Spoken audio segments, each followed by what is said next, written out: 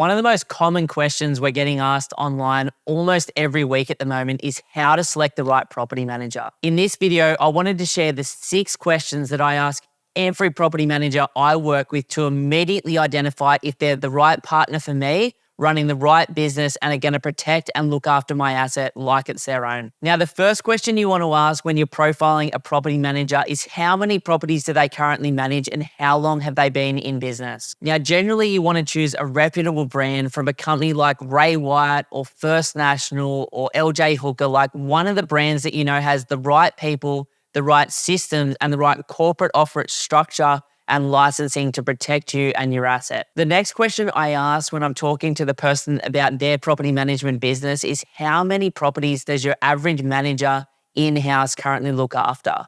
Now, the property management business is a notoriously bad one because it's not extremely profitable to run, which means your average agency will put way more properties per manager than they should or that manager can actually handle. Now, I think the sweet spot for a business is having one manager look after somewhere between about 70 to 100 properties maximum. But I've seen really understaffed and poor property managers in Sydney and Melbourne in particular looking after 300 to 500 properties, which means they've never got enough time to look after and care for yours like they should. The next question I ask them is how many routine inspections do you voluntarily do per year? Now, for me, I want my property looked at least 3 times per year, which means about every 12 to 15 weeks, they're sending somebody through and providing me with photos, a full report, and a quick email letting me know exactly what's going on with my property. In that email, they should also be proactively giving you tips and tricks to do little bits of maintenance to keep the property in the best condition possible so that you don't have a blowout like I have in the past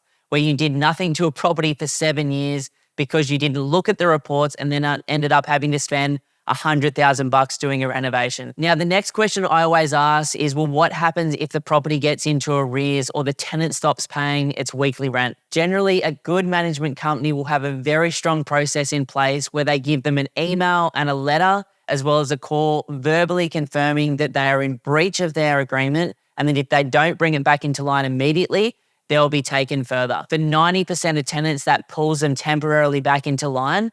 But the question that I ask the property manager when I'm looking at them is, well, how long would you generally wait to get that back in alignment? And what would your process be in terms of taking that tenant to tribunal and doing the necessary steps to protect my asset and make sure that my cash flow is consistent? Now, one of the last questions I ask is about maintenance. What is their maintenance policy in their business? Do they have a number of trades, handymen, painters, carpenters, plumbers, etc., that can get out to my properties for reasonable prices? Or do they just go to the open market and collect a number of different quotes for me to choose from? Now, what I've found, unfortunately, is that a lot of these property management businesses are getting kickback from the people that they're working with, and they're not really looking at the prices or having your best interests at heart, which is why for me, at the start of each year, when I'm setting my property manager's expectations for that year, I'm letting them know that this is the rent that I'm looking for. I'm looking forward to their 3 routine inspections. At the end of the financial year, I'm looking for that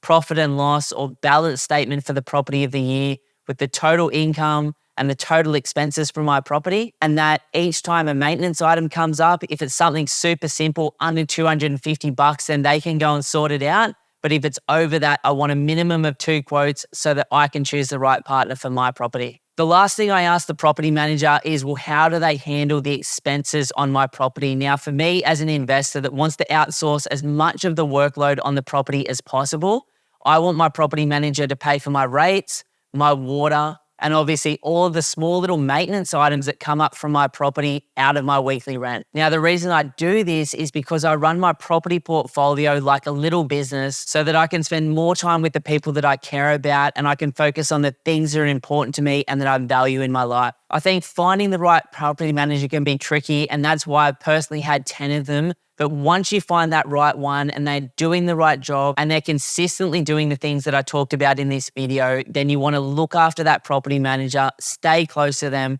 treat them with respect and kindness, and build that long-term relationship that's not just going to make them appreciate you as a client, but is going to mean that they look after your property like it's one of their own. I want to round out the video by saying thank you so much for your time today. If you haven't already done so, please subscribe to our channel. Please give us a thumbs up. And each week we'll continue to bring really top educational videos like this one to you so that you can not just invest with confidence, but you can move to financial freedom sooner. Woo! That's a wrap. That's a wrap. Getting Have a cool, spin. bro. Yeah. Oh, sweaty. So sweaty.